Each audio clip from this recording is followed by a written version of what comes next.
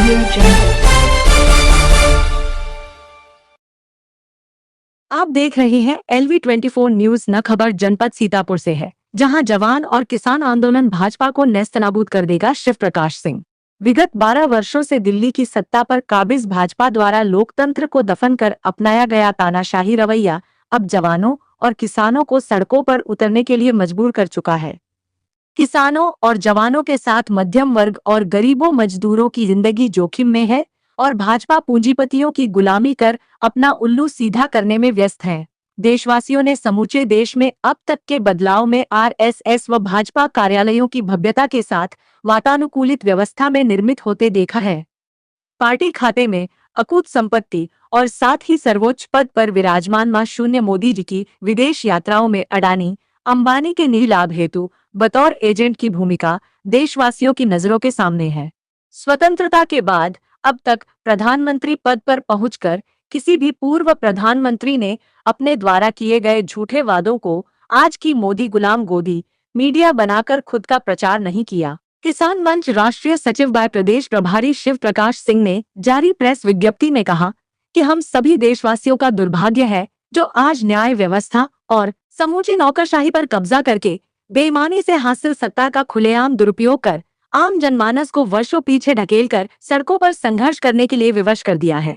धर्म और जाति की राजनीति में उलझाकर राम जन्मभूमि सहित धार्मिक स्थलों पर श्रद्धालुओं द्वारा दान किए गए चंदे की लूट, हिंदू धर्म अनुयायियों व भक्ति में लीन महात्माओं के साथ भगवान के नाम पर किए गए छलावे से सभी आहत हैं। अब वह दिन दूर नहीं है, इन सभी लुटेरों को अपने द्वारा किए गए कुकर्मों के परिणाम भुगतने होंगे। देश का जवान, किसान, मध्यम वर्ग और मजदूर अब जागरूक और जागरूकता देश की सड़कों पर दिख रही है।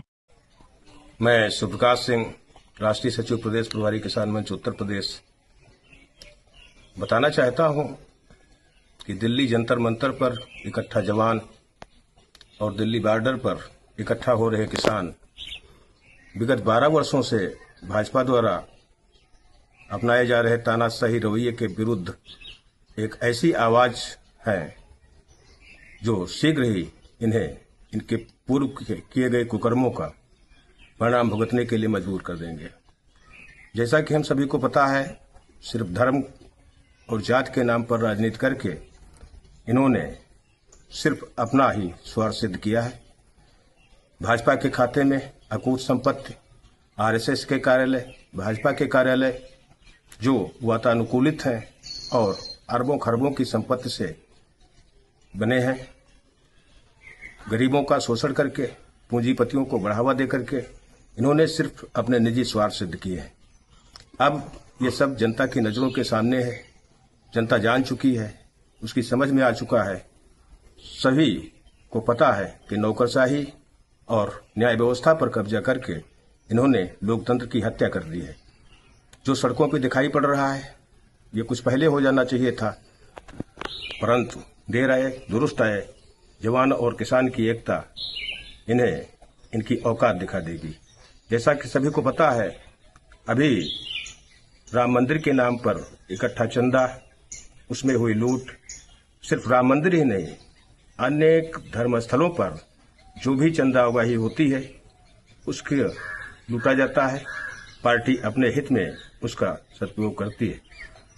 पूंजीपति अडानी और अंबानी के लिए विदेशों में जाकर के माननीय मोदी जी देश हित में कुछ न करके सिर्फ उनका बतौर एजेंट उनके फायदे का काम ढूंढते हैं और खुद विदेशों में देश का गरीबों की संपत्ति से अर्जित जो भी राशि है वो विदेशों में जाकर के इस तरीके से खर्च करते हैं अपने निजी स्वार्थ में कि सभी देखते रह जाते हैं।